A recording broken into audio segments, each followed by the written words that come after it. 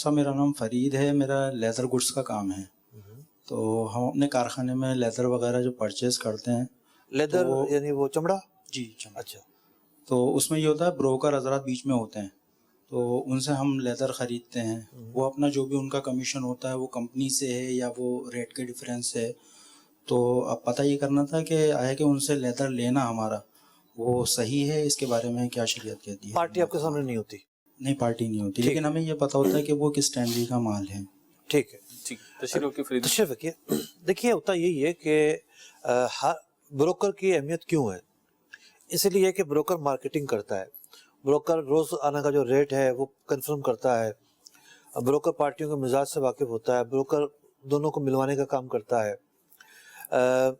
میرا دارالفتہ یہاں موجود ہے کھادر میں، تو کئی گلیاں جو ہیں وہ یان مارکیٹ کے بروکرز پر مشتمل ہیں، اور وہ جو دھاگا ہے وہ بیچ رہے ہوتے ہیں. ان کے پاس دھاگا نہیں ہوتا، وہ بروکر ہوتے ہیں.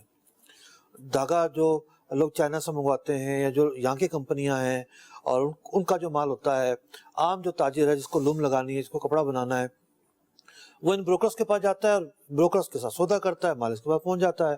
تو اسی طریقے سے آپ اصل پارٹی کے بجائے بروکر سے سودا کریں، اس میں کوئی شریک بات نہیں ہے. بروکر پارٹی کا مجاز ہے، وہ اس کا مجاز ہوتے ہوئے مال بیچ رہا ہے. اگر وہ کسی موقع پر کوئی غلط کرے گا اور آپ کو اس کا پتہ نہیں ہے تو آپ کے اوپر کوئی مواخذہ نہیں ہے.